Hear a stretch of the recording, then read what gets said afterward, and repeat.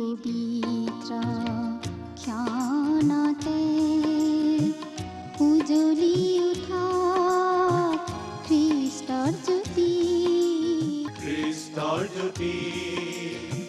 গ্ৰহণ কৰাই ভক্তি বচন এই মাথোন আমাৰ মিনতি গ্ৰহণ কৰাই ভক্তি বচন এই মাথোন। নমস্কাৰ প্ৰিয় দৰ্শক, প্ৰভু যীশুৰ গৌৰৱ হওক আৰু তেওঁৰ পবিত্ৰ নামত আপোনালোক সকলোকে এই অনুষ্ঠানলৈ উষ্ম আদৰণি জনাইছোঁ। আপুনি হয়তো অধিক আগ্ৰহেৰে অপেক্ষাত আছে ঈশ্বৰৰ জীৱন্ত বাক্য শুনিবৰ বাবে। এই বাক্যই আমাৰ জীৱনত যেনেকৈ আনন্দ দিয়ে, ঠিক তেনেকৈ চেতনাও দান কৰে। আমাৰ জীৱনৰ যি যি বিষয়বোৰৰ শুধৰণিৰ প্ৰয়োজন আছে, এই বাক্যই আমাক জনাই দিয়ে। সেয়ে আমাৰ জীৱনক সুন্দৰ আৰু ঈশ্বৰৰ গ্ৰহণীয় কৰি তুলিবৰ বাবে আমি আহক প্ৰভুৰ বাক্য শুনো। নমস্কাৰ। খ্ৰীষ্টীয় বিশ্বাসী ভাই ভনীসকললৈ বিশেষভাৱে প্ৰস্তুত কৰা আমাৰ এই বাইবেল অধ্যয়নৰ ধাৰাবাহিক অনুষ্ঠান ভক্তি বচনলৈ আপোনালোক সকলোকে উষ্ম আদৰণি জনাইছোঁ।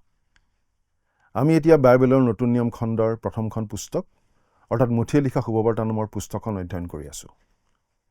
আপুনি যদি আমাৰ আগৰটো অনুষ্ঠান চাইছিল, তেনেহ'লে আপোনাৰ নিশ্চয় মনত আছে যে আমি যোৱা অনুষ্ঠানত এই মুঠিয়ে লিখা শুভবাৰ্তা পুস্তকখনৰ 15 নম্বৰ অধ্যায়ৰ ভিত্তিত আগবঢ়োৱা আলোচনা শুনিবলৈ পালোঁ।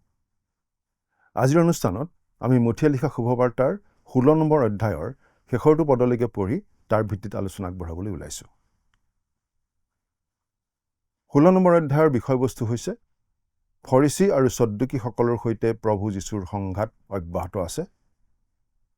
প্ৰভু যীশুৱে তেওঁৰ শিষ্যসকলৰ পৰা এটা স্বীকাৰোক্তি বিচাৰিছে আৰু পিতৰে গোটেই গোটটোৰ হৈ কথা কৈছে। প্ৰভু যীশুৱে তেওঁলোকৰ সৈতে প্ৰথমবাৰৰ বাবে খ্ৰীষ্টীয় মণ্ডলীৰ কথা কয়, লগতে তেওঁৰ মৃত্যু আৰু পুনৰুত্থানৰ বিষয়ে জনায়। প্ৰথমতে আমি পাওঁ ফৰিচী আৰু সদ্দুকীবিলাকে আহি প্ৰভু যীশুৰ পৰা এটা চিন বিচাৰে, তেওঁ নিজৰ বিষয়ে কৰা দাবীৰ সমৰ্থনত। এয়া দ্বিতীয়বাৰৰ বাবে ফৰিচী আৰু সদ্দুকীসকলে স্বৰ্গৰ পৰা চিন বিচাৰিলে আৰু প্ৰভু যীশুৱে পুনৰ তেওঁলোকক জনায় যে জোনা ভাৱবাদীৰ চিনৰ বাহিৰে আন একো চিন দিয়া নহ'ব। এতিয়া আমি বাইবেলৰ পৰা পাঠ কৰি দিম মুঠিয়ে লিখা শুভবাৰ্তা 16 নম্বৰ অধ্যায়ৰ 1 পৰা 3 নম্বৰ পদ। তেতিয়া ফৰিচী আৰু সদ্দুকীবিলাকে ওচৰলৈ আহি তেওঁক পৰীক্ষা কৰি আকাশৰ পৰা কোনো এটা চিন তেওঁবিলাকক দেখুৱাবলৈ নিবেদন কৰিলে। কিন্তু তেওঁ উত্তৰ দি তেওঁবিলাকক ক'লে, সন্ধ্যা পৰত তোমালোকে কোৱা বতৰ ভাল, কিয়নো আকাশ ৰঙা হৈছে, আৰু ৰাতিপুৱা কোৱা আজি বতৰ বেয়া, কিয়নো আকাশ ৰঙা হৈছে আৰু মেঘাইছেও। তোমালোকে আকাশৰ ৰূপ প্ৰভেদ কৰিব জানা, কিন্তু কালৰ চিন নোৱাৰা। মুঠি 12 নম্বৰ অধ্যায় 38 পদত আমি পাইছিলোঁ অধ্যাপক আৰু ফৰিচীসকলে যীশুৰ পৰা এটা চিন বিচাৰিছিল। সেই সময়ত তেওঁলোকক জোনাৰ চিনহে দিয়া হ'ব বুলি জনাই দিয়া হৈছিল। তেওঁ আকৌ সেইটোকে কৰিবলৈ ওলাইছে, কিন্তু প্ৰথমে তেওঁলোকৰ দৃষ্টি আকৰ্ষণ কৰে যে যদিও তেওঁলোক বতৰৰ ভৱিষ্যতবাণী কৰাত অতি ভাল, তথাপিও তেওঁলোকে সময়ৰ চিনবোৰ যেন চিনিব পৰা নাই। আচলতে সেই ধৰ্মীয় নেতাসকলে প্ৰভু যীশুক ফান্দত পেলাবলৈ চেষ্টা কৰিছে আৰু তেওঁ নিজৰ লোকসকলক তেওঁলোকৰ পৰা সাৱধান হ'বলৈ সকীয়াই দিবলৈ ওলাইছে। আমি মন কৰা উচিত যে এইটো দ্বিতীয়বাৰৰ বাবে তেওঁলোকক কপটীয়াসকল বুলি অভিহিত কৰিছে। এতিয়া 4 নম্বৰ পদটো পঢ়িম। এই কালৰ দুষ্ট আৰু ব্যভিচাৰী মানুহে চিন বিচাৰে, কিন্তু জোনাৰ চিনৰ বাহিৰে সিহঁতক একো চিন দিয়া নহ'ব। তেতিয়া তেওঁবিলাকক এৰি গুচি গ'ল। আমাৰ প্ৰভুৱে আচলতে তেওঁলোকক বহুতো চিন প্ৰদান কৰিছিল, কিন্তু তেওঁলোকে সেইবোৰ গ্ৰহণ কৰা নাছিল। দ্বিতীয়বাৰৰ বাবে তেওঁ জোনাৰ চিনটোৰ বিষয়ে ভৱিষ্যতবাণী কৰিছে।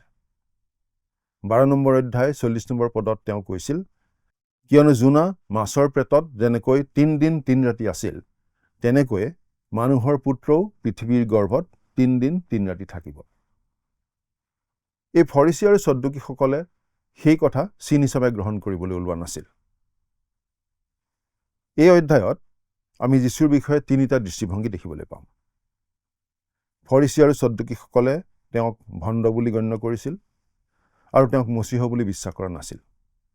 আনহাতে জনগণে তেওঁক বাপ্তিস্মদাতা যোহন, এলিয়া, জিৰিমিয়া বা ভাৱবাদীসকলৰ এজন বুলি ভাবিছিল।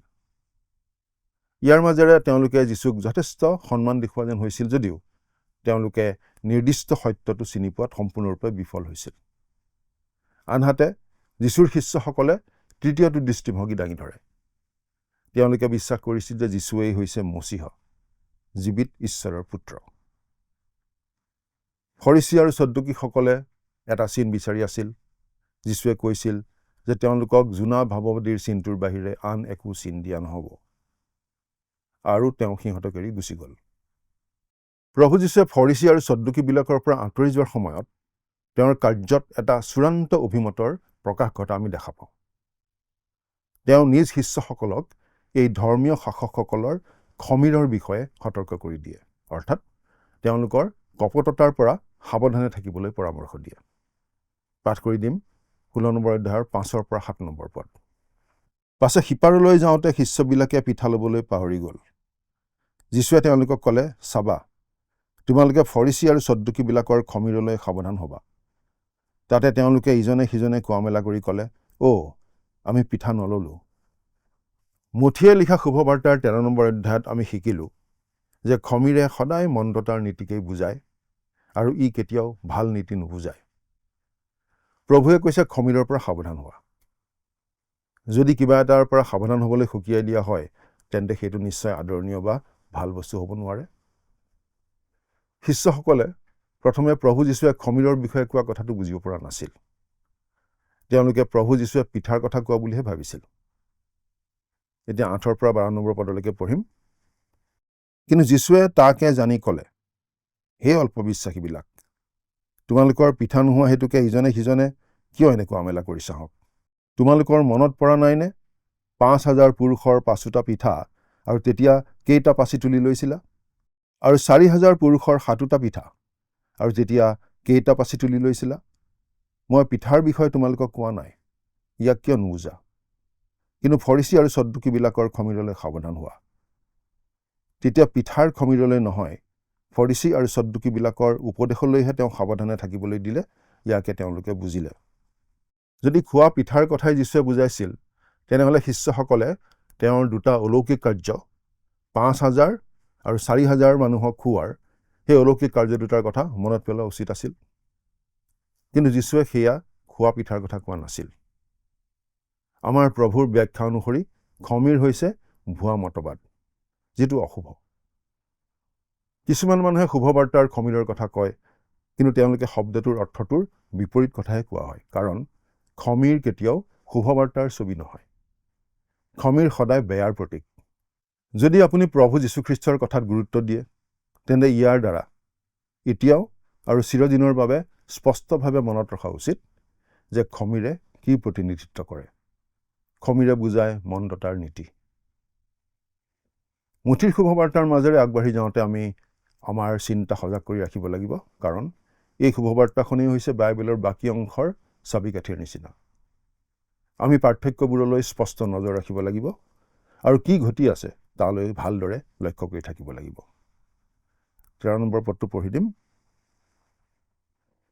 পাছে যীশুৱে কৈছৰীয়া ফিলিপিৰ অঞ্চললৈ গৈ তেওঁৰ শিষ্যবিলাকক সুধিলে, বোলে মানুহবিলাকে মানুহৰ পুত্ৰক কোন বুলি কয়?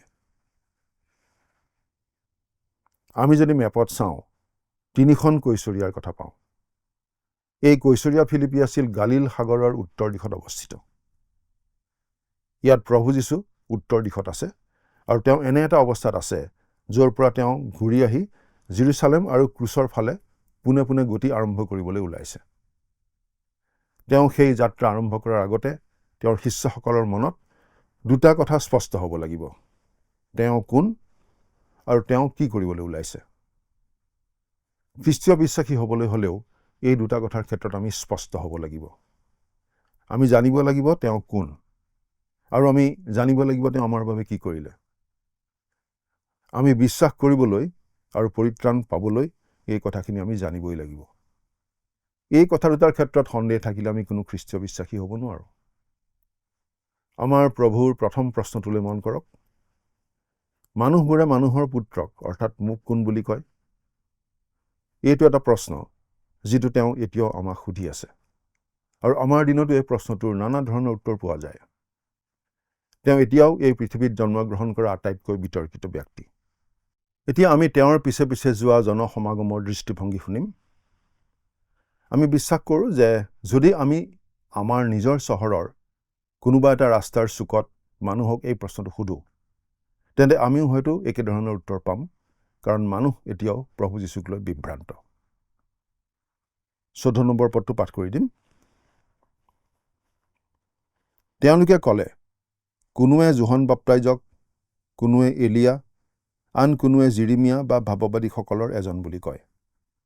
কোনোৱে কয় যে আপুনি যোহন বাপ্তাইজক। যোহন বাপ্তাইজক এজন মহান ব্যক্তি আছিল আৰু লোকসকলে তেওঁক তেনেকৈ চিনি পাইছিল। আজিৰ দিনতো বহুতো লোকে কয় যে যীশু এজন মহান শিক্ষক আছিল। কিছুমানে যীশুৰ বিষয়ে কৈছিল যে তেওঁ হৈছে এলিয়া। এলিয়া এজন বিখ্যাত ভাৱবাদী। তেওঁ নিশ্চয় এজন মহান ব্যক্তি আছিল, আৰু আমাৰ দিনত এনে কিছুমান লোকে কয় যে যীশু এজন মহান ব্যক্তি আছিল। আৰু আন কিছুমানে কয় জিৰিমিয়া বুলি। জিৰিমিয়াক বিলাপ পৰি থকা ভাৱবাদী বুলি কোৱা হয়। আৰু লোকসকলে আমাৰ প্ৰভুৱেও জাতিটোৰ কাৰণে তেনেদৰে দুখ কৰা দেখিছিল। অৰ্থাৎ মানুহবোৰে তেওঁক এজন মহান ভাৱবাদীৰ স্থান দিছিল, বা ভাৱবাদীসকলৰ এজন, অৰ্থাৎ এলিয়া বা জিৰিমিয়া নহ'লে আন কোনো ভাৱবাদীৰ মাজৰ এজন। অৰ্থাৎ আমি ধৰি ল'ব পাৰোঁ যে যীশু কোনজন ভাৱবাদী আছিল সেই বিষয়ে বিভিন্ন ধৰণৰ দৃষ্টিভংগী আছিল। গতিকে এইবোৰেই আছিল সেই সময়ৰ সাধাৰণ মানুহবোৰৰ দৃষ্টিভংগী। এবাৰ এজন যুৱ প্ৰচাৰকে এই কথাটো শুনাৰ পাছত বজাৰলৈ গৈ ৰাস্তাৰ কাষত থিয় হৈ পাৰ হৈ যোৱা মানুহবোৰক যীশুখ্ৰীষ্টৰ বিষয়ে প্ৰশ্ন কৰিব ধৰিলে। তেওঁ বিভিন্ন ধৰণৰ মতামত লাভ কৰিলে। কিছুমানে ক'লে তেওঁ পৃথিৱীৰ আটাইতকৈ মহান শিক্ষক। এজনে ক'লে তেওঁ এটা ধৰ্মৰ প্ৰতিষ্ঠাতা। আন এজনৰ অনুভৱ আছিল যে তেওঁ এজন ভাল মানুহ। আন এজনে আকৌ তেওঁক ইতিহাসৰ বিখ্যাত ব্যক্তিসকলৰ সৈতে তুলনা কৰিলে। ভাৱবাদীসকলৰ মাজৰ এজন বুলি ক'লে। এতিয়া প্ৰভু যীশুৱে তেওঁৰ পাচনিসকলক পোনে পোনে সুধিছে। 15 নম্বৰ পদ। তেওঁ তেওঁলোকক ক'লে, কিন্তু তোমালোকেনো মোক কোন বোলা? এতিয়া শিষ্যসকলে এটা সিদ্ধান্ত লোৱা আৰু স্বীকাৰোক্তি দিয়াৰ সময় আহি পৰিল। চিমন পিতৰ আছিল স্পষ্টভাৱে গোটেই গোটটোৰ মুখপাত্ৰৰ নিচিনা। তেওঁ উত্তৰ দি ক'লে, আপুনি খ্ৰীষ্ট, যাৰ অৰ্থ হৈছে মচীহ, অভিষিক্ত জনা, যিজনৰ বিষয়ে পুৰণি নিয়মত ভৱিষ্যৎবাণী কৰা হৈছিল, আৰু প্ৰভু যীশুৱে আছিল সেই ভৱিষ্যৎবাণীৰ পূৰ্ণতা। লগতে জীৱনময় ঈশ্বৰৰ পুত্ৰ। এই পৰ্যন্ত সেইটোৱে আছিল প্ৰভু যীশুৰ প্ৰতি দিয়া সৰ্বোত্তম স্বীকাৰোক্তি আৰু সৰ্বোচ্চ শ্ৰদ্ধাঞ্জলি। প্ৰভু যীশুৱে পিতৰে কোৱাৰ দৰে আছিল খ্ৰীষ্ট, জীৱনময় ঈশ্বৰৰ পুত্ৰ। 17 নম্বৰ পদ। তেতিয়া যীশুৱে উত্তৰ দি তেওঁক ক'লে, হে জোনাৰ পুতেক চিমোন, তুমি ধন্য, কিয়নো তেজ আৰু মাংস ইয়াক তোমাৰ আগত প্ৰকাশ কৰা নাই, কিন্তু স্বৰ্গত থকা মোৰ পিতৃয়েহে প্ৰকাশ কৰিলে। কেৱল পবিত্ৰ আত্মাইহে খ্ৰীষ্টৰ কথা ব্যক্তি এজনক জনাব পাৰে। আচলতে কোনো মানুহে যীশুক প্ৰভু বুলি ক'ব নোৱাৰে যেতিয়ালৈকে পবিত্ৰ আত্মাই তেওঁৰ দ্বাৰা নোকোৱায়। কেৱল ঈশ্বৰৰ আত্মাইহে খ্ৰীষ্টৰ বস্তুবোৰ লৈ আমাৰ আগত প্ৰকাশ কৰিব পাৰে। প্ৰভু যীশুৱে কৈছিল, মাংস আৰু তেজে তোমাৰ আগত এই কথা প্ৰকাশ কৰা নাই। অৰ্থাৎ কোনো মানুহে তোমাক আচলতে শিকোৱা নাই। তুমি মোৰ লগত আছা বাবেই এই কথাখিনি শিকা নাই। পবিত্ৰ আত্মাইহে তোমাৰ আগত প্ৰকাশ কৰিছে। কেতিয়াবা মানুহে এনেদৰে কোৱা আমি শুনিবলৈ পাওঁ, যদি মই যীশুৰ লগত 3 বছৰ থাকিব পাৰিলোহেঁতেন, তেন্তে মই সঁচাকৈ জানিলোহেঁতেন তেওঁ কোন। পাচনিকসকলে তেওঁৰ লগত এতিয়ালৈকে প্ৰায় 2.5 বছৰ আছিল। কথাটো কিন্তু তেনেকুৱা নহয়। কথাটো তেতিয়া যেনেকুৱা এতিয়াও তেনেকুৱাই। প্ৰভু যীশুৰ লগত থকা বাবেই নহয়, পবিত্ৰ আত্মাই প্ৰকাশ কৰাৰ বাবেহে মানুহ এজনে প্ৰভু যীশুক জানিব পাৰে। আজি আমিও তেওঁক ঠিক তেনেদৰেই চিনি পাব পাৰোঁ, কাৰণ ঈশ্বৰৰ আত্মাই তেওঁক আমাৰ আগত বাস্তৱ কৰি তুলিব পাৰে। এতিয়া আমি 18 নম্বৰ পদটো পঢ়িম। আৰু ময়ো তোমাক কওঁ যে তুমি পিতৰ, আৰু এই শিলৰ ওপৰত মই মোৰ মণ্ডলী স্থাপন কৰিম আৰু নৰককুণ্ডৰ দ্বাৰে তাক পৰাজয় নকৰিব। এই পদটো আমি অলপ ভালদৰে চাব খুজিছোঁ। যীশুৱে কি শিলৰ ওপৰত তেওঁৰ মণ্ডলী নিৰ্মাণ কৰিছিল? কিছুমানে কয় যে ইয়াক চিমন পিতৰৰ ওপৰত নিৰ্মাণ কৰা হৈছিল, কিন্তু এইটো অতি স্পষ্ট যে তেনেকুৱা হোৱা নাছিল, কাৰণ ইয়াত শব্দক লৈ অলপ খেলা কৰা যেন হৈছে। মূল গ্ৰীক ভাষাত এইটো এনেদৰে আছে, তুমি পেট্ৰছ, অৰ্থাৎ শিলৰ সৰু টুকুৰা। আৰু এই পেট্ৰা অৰ্থাৎ শিলাৰ ওপৰত মই মোৰ মণ্ডলী স্থাপন কৰিম। আন কিছুমানে ধৰি লৈছে যে চিমন পিতৰে কৰা স্বীকাৰোক্তিৰ ওপৰতেই খ্ৰীষ্টই নিজৰ মণ্ডলী গঢ়ি তুলিছে। সেই কথাও সকলোৱে মানি ল'ব নোখোজে। আচলতে শিল কোন? শিলটো হৈছে খ্ৰীষ্ট। খ্ৰীষ্টৰ ওপৰতহে মণ্ডলী নিৰ্মাণ কৰা হৈছে।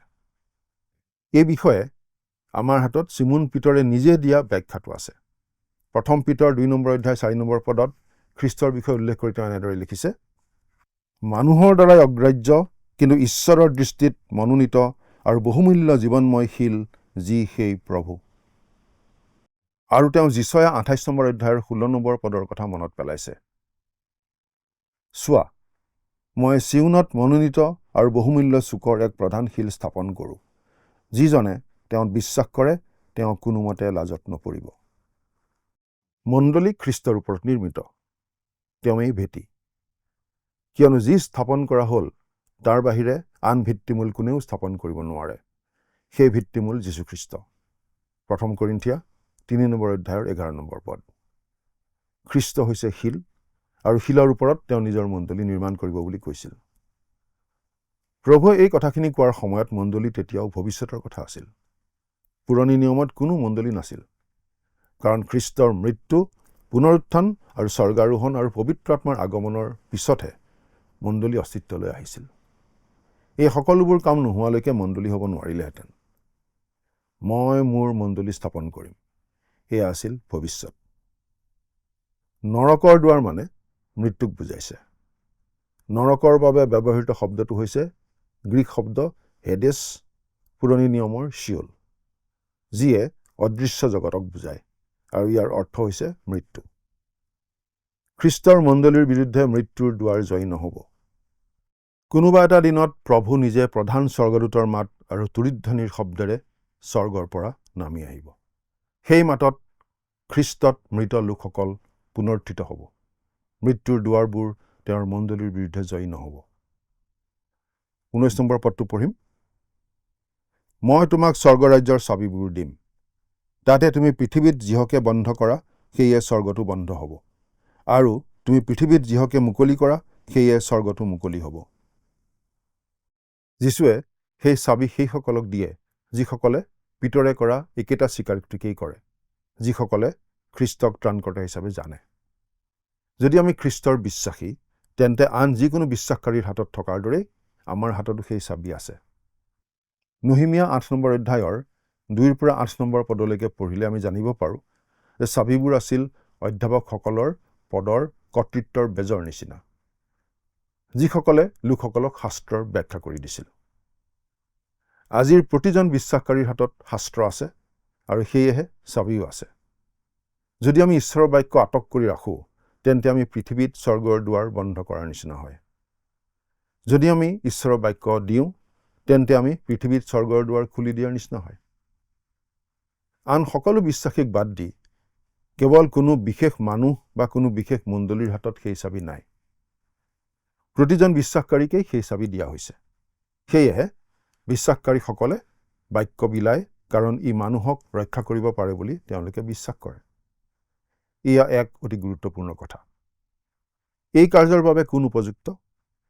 আচলতে কোনো উপযুক্ত নহয়, কিন্তু প্ৰতিজন খ্ৰীষ্টীয় বিশ্বাসীকেই এই প্ৰচণ্ড দায়িত্বটো দিয়া হৈছে।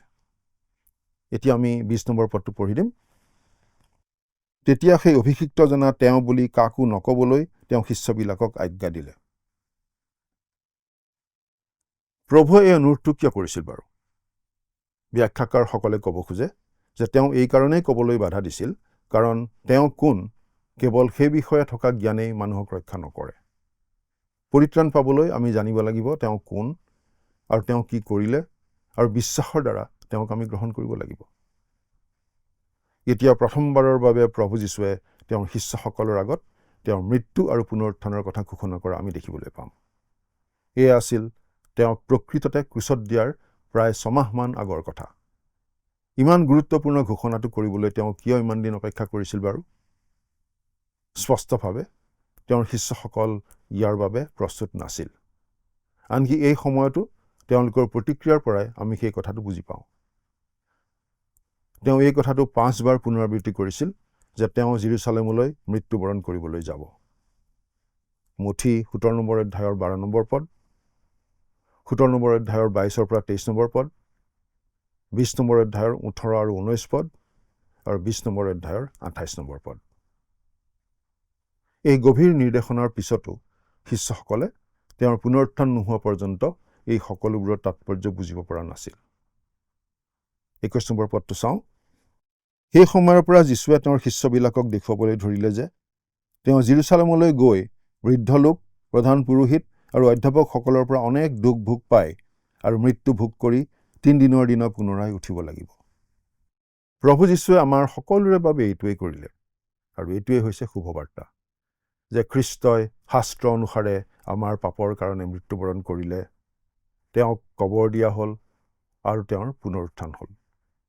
তেওঁ কোন সেইটো আমি নিশ্চয় জানিব লাগিব। তেওঁ আমাৰ বাবে কি কৰিলে সেইটো আমি নিশ্চয় জানিব লাগিব। যদি আমি এই দুটা কথা জানো আৰু বিশ্বাস কৰি গ্ৰহণ কৰোঁ, তেন্তে আমি পৰিত্ৰাণ পাওঁ। যোহন 3 নম্বৰ অধ্যায়ৰ 1 পৰা 16 নম্বৰ পদত আমাৰ প্ৰভুৰ পৰিচৰ্যাৰ আৰম্ভণিতে নিকোডিমৰ বাহিৰে এই কথা আগতে কেতিয়াও প্ৰকাশ কৰা হোৱা নাছিল। এতিয়া 22 নম্বৰ পদটো পঢ়ি দিম। তেতিয়া পিতৰে তেওঁক এফলীয়াকৈ নি অনুযোগ কৰিব ধৰিলে, বোলে, হে প্ৰভু, ঈশ্বৰে আপোনাক দয়া কৰক, সেয়ে আপোনালৈ কেতিয়াও নঘটিব। মূলতঃ পিতৰে কৈছিল, আপুনি মচীহ, আপুনি ঈশ্বৰৰ পুত্ৰ, আপুনি নাযাব, আপুনি ক্ৰুচলৈ যাব নোৱাৰে। অৰ্থাৎ ক্ৰুচৰ কথাটো পাচনিসকলৰ চিন্তাত একেবাৰেই নাছিল, যিটো আমি ইয়াত স্পষ্টকৈ দেখা পাইছোঁ। 23 নম্বৰ পদ।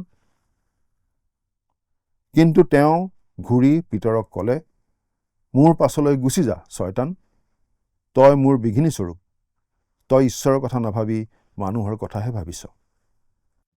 প্ৰভু যীশুৱে পিতৰৰ কথা শয়তানৰ কথা বুলি বুজাইছে। শুভবাৰ্তাৰ মূল তথ্যসমূহ অস্বীকাৰ কৰাটো প্ৰভুৰ দৃষ্টিত একেধৰণৰ কথা। প্ৰভু যীশুৱে আমাৰ পাপৰ বাবে ক্ৰুচত মৃত্যুবৰণ কৰিছিল, কবৰস্থ হৈছিল আৰু মৃত্যুৰ পৰা পুনৰুত্থান হৈছিল। এইখিনিয়ে শুভবাৰ্তাৰ মূল কথা। যেতিয়া পুলপিতৰ পৰা এজন মানুহে এই সত্যবোৰ অস্বীকাৰ কৰি কথা ক'ব, তেতিয়া ই শয়তানৰ কামহে হ'ব। খ্ৰীষ্টই আমাৰ বিকল্প হিচাপে, অৰ্থাৎ আমাৰ সলনি আমাৰ ঠাইত বৰণ কৰা মৃত্যুৱেই আমাক ৰক্ষা কৰিব পাৰে। পাছলৈ সেই একেজন পিতৰে এনেদৰে লিখিছিল, পাঠ কৰি দিম। 1 পিতৰ 2 নম্বৰ অধ্যায়ৰ 24 নম্বৰ পদ। আৰু আমি যেন পাপৰ সম্বন্ধে মৰি ধাৰ্মিকতাৰ সম্বন্ধে জীওঁ, এই কাৰণে তেওঁ কাঠৰ ওপৰলৈ তেওঁৰ শৰীৰত আমাৰ পাপৰ ভাৰ বৈ নিলে। তেওঁৰ সাঁচৰ দ্বাৰাই তোমালোক সুস্থ হ'লা। মন কৰকচোন, পিতৰৰ মনত কি এক ডাঙৰ পৰিৱৰ্তন ঘটিছিল। সেই একেজন পিতৰেই পাছত এনেদৰে লিখিছিল। আমাৰ প্ৰভুৱে পিতৰক ক'লে, মোৰ পাছলৈ গুচি যা শয়তান। এই কথাটো অলপ ভাবি চাওকচোন। যিজন পিতৰে ইয়াত অলপ আগতেই ঈশ্বৰৰ আত্মাৰ দ্বাৰাই ক'ব পাৰিছিল যে যীশুৱেই ঈশ্বৰৰ পুত্ৰ, তাৰ অলপ পাছতেই শয়তানে তেওঁক প্ৰতাৰণা কৰিব পাৰিছিল। 24 নম্বৰ পদ। তেতিয়া যীশুৱে তেওঁৰ শিষ্যবিলাকক ক'লে, কোনোৱে যদি মোৰ পাছত আহিবলৈ ইচ্ছা কৰে, তেন্তে তেওঁ নিজকে দমন কৰক আৰু নিজৰ ক্ৰুচ তুলি লৈ মোৰ পাছে পাছে আহক। বেছিভাগ লোকে এই পদটোক এই বুলি ব্যাখ্যা কৰে যে যীশুৰ অনুগামী হ'বৰ বাবে নিজকে সুখ ভোগৰ পৰা দমন কৰিব লাগিব। কিন্তু এই পদটোৱে কৈছে যে তেওঁ নিজকে দমন কৰক। আমি সকলো এই কথাটো ইতিমধ্যে জানো যে এই জগতত আমি নিজকে দমন কৰিব পাৰিছোনে নাই আৰু নিজকে দৃঢ় কৰিব পাৰিছোনে পৰা নাই। কিন্তু আমি ভাত খাই উঠি খোৱা সেই মুখশুদ্ধিখিনিৰ লোভৰ পৰাও মনটো দমন কৰিবলৈ টান পাওঁ, নহয়নে বাৰু? সেয়েহে আমি নিজকে সম্পূৰ্ণৰূপে দমন কৰাটো অতি কঠিন কাম। আমি নিজকে দমন কৰা মানে নিজৰ সলনি খ্ৰীষ্টক ক্ৰুচত আৰি দিয়া আৰু নিজৰ ক্ৰুচ তুলি লৈ মোৰ পাছে পাছে আহা। আমি খ্ৰীষ্টৰ ক্ৰুচ তুলি ল'ব নালাগে, কিন্তু আমাক নিজৰ ক্ৰুচে তুলি ল'বলৈ কোৱা হৈছে। আমি যদি তেওঁৰ পাছে পাছে যাওঁ, তেনেহ'লে আমাৰ প্ৰত্যেকৰ বাবেই একোডালকৈ ক্ৰুচ আছে। 25 পৰা 27 নম্বৰ পদ পাঠ কৰি দিম। কিয়নো যিকোনোৱে নিজৰ প্ৰাণ ৰক্ষা কৰিব খোজে তেওঁ তাক হেৰুৱাব, কিন্তু যিকোনোৱে মোৰ নিমিত্তে নিজৰ প্ৰাণ হেৰুৱাই তেওঁ তাক পাব। কাৰণ কোনো মানুহে গোটেইখন জগত পায়ো যদি নিজৰ প্ৰাণৰ হানি কৰে, তেন্তে তেওঁৰ কি লাভ? আৰু মানুহে নিজৰ প্ৰাণৰ সলনি বা কি দিব? কিয়নো মানুহৰ পুত্ৰ নিজৰ পিতৃৰ প্ৰভাৱেৰে দূতবিলাকক লগত লৈ আহিবলৈ উদ্যত হৈছে, আৰু তেওঁ তেতিয়া প্ৰতিজনক নিজৰ কৰ্মৰ অনুসাৰে প্ৰতিদান দিব। যিজনে প্ৰভু যীশুখ্ৰীষ্টৰ এজন শিষ্য হোৱাৰ সৈতে জড়িত দায়িত্ব স্বীকাৰ নকৰিব, তেওঁ অৱশেষত অনন্ত জীৱনৰ আশীৰ্বাদ হেৰুৱাব। কিন্তু ইয়াৰ বিপৰীতটো সত্য। খ্ৰীষ্টৰ দ্বিতীয় আগমনত সকলো কথাৰ নিষ্পত্তি কৰা হ'ব, আৰু প্ৰত্যেকেই নিজৰ পাবলগীয়া পুৰস্কাৰ পাব। 28 নম্বৰ পদ পঢ়ি দিম। মই তোমালোকক স্বৰূপকৈ কওঁ, মানুহৰ পুত্ৰক নিজৰ ৰাজ্যলৈ অহা নেদেখে মানে মৃত্যুভোগ নকৰিব, এনে কোনো লোক ইয়াত থিয় হৈ থকাবিলাকৰ মাজত আছে। আচলতে এই পদটোৰ কথাটো 17 নম্বৰ অধ্যায়ত সোমাই আছে, কাৰণ প্ৰভু যীশুৱে পৰ্বতৰ ওপৰত অন্য ৰূপ লোৱা ঘটনাটোৱে যীশুৱে ইয়াত কোৱা কথাখিনিকেই বুজাই দিছে। পৰ্বতৰ ওপৰত অন্য ৰূপ লোৱা যীশুক 3জন শিষ্যই দেখিছিল। সামৰণিত এটা কথা আমি মনত পেলাই লোৱা ভাল হ'ব। মানুহবোৰে যীশুৰ বিষয়ে কি কয় সেইটো আমাৰ বাবে গুৰুত্বপূৰ্ণ নহয়। আমি যীশুক কোন বুলি ভাবোঁ সেইটোহে আমাৰ বাবে গুৰুত্বপূৰ্ণ। আমি বাৰু তেওঁক কোন বুলি ভাবোঁ? এবাৰ ভালকৈ ভাবি চোৱা উচিত। আজিলৈ আমি ইমানতেই সামৰণি মাৰিব খুজিছোঁ। পৰৱৰ্তী অনুষ্ঠানত পুনৰ লগ পোৱাৰ আশা ৰাখিছোঁ। কিন্তু তাৰ আগতে আহকচোন খন্তেক প্ৰাৰ্থনাত মূৰ নত কৰোঁ। প্ৰাৰ্থনা কৰিম। স্বৰ্গত থকা কৰুণাময় পিতৃ ঈশ্বৰ, প্ৰভু তোমাক ধন্যবাদ দিওঁ। তোমাৰ বাক্য অধ্যয়ন কৰিবলৈ তুমি আমাক আকৌ এই সুযোগ দিলা। তোমাৰ বাক্যৰ যোগেৰে আমাৰ পৰিত্ৰাণৰ মূল কথাখিনি আমি আকৌ এবাৰ চাবলৈ পালোঁ। তাৰ কাৰণে তোমাক ধন্যবাদ দিওঁ।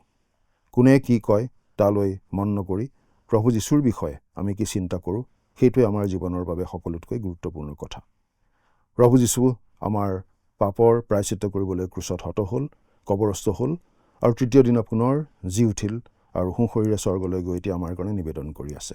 এই কথাখিনি যেন আমি সকলো সময়তে মনত ৰাখিম আৰু নিজৰ নিজৰ জীৱন প্ৰভু যীশুৰ হাতত সমৰ্পণ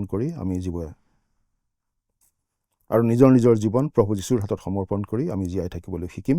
আমাৰ সকলোকে এনে আশীৰ্বাদ কৰা। কিন্তু প্ৰাৰ্থনা ত্ৰাণকৰ্তা প্ৰভু যীশুখ্ৰীষ্টৰ নামত আগবঢ়াইছোঁ। আমেন।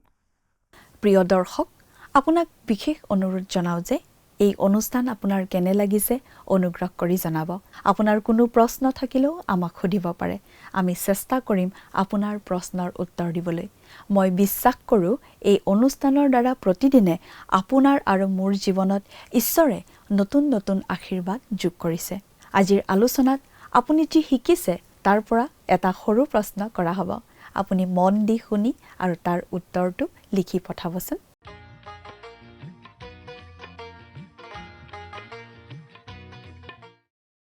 যোৱা অনুষ্ঠানত প্ৰচাৰিত প্ৰশ্নটিৰ শুদ্ধ উত্তৰ হৈছে অপশ্যন এ কুকুৰ। আজিৰ অনুষ্ঠানৰ আধাৰিত প্ৰশ্নটি হৈছে শিলে প্ৰকৃতাৰ্থত কাক বুজাইছে? অপশ্যন এ মানুহক, অপশ্যন বি বুদ্ধিক, অপশ্যন চি খ্ৰীষ্টক, অপশ্যন ডি মণ্ডলীক। প্ৰিয় দৰ্শক, আজিৰ প্ৰশ্নৰ সঠিক উত্তৰটো আজি সন্ধিয়া 6 বজাৰ আগেয়ে আপোনাৰ নাম আৰু ঠিকনাৰে সৈতে আমালৈ 7429840242 নম্বৰত SMS নাইবা হোৱাটছআপৰ যোগে প্ৰেৰণ কৰক। প্ৰিয় দৰ্শক, আপুনি যদি আমাৰ এই অনুষ্ঠানৰ যোগেদি আশীৰ্বাদপ্ৰাপ্ত হৈছে আৰু আমাৰ লগত কথা পাতিবলৈ বিচাৰিছে বা আপোনাক প্ৰাৰ্থনাৰ সহায়ো পৰামৰ্শ লাগে, তেন্তে আমালৈ 7429840242 এই নম্বৰত পোনপটীয়াকৈ ফোন কৰিব পাৰিব। ধন্যবাদ।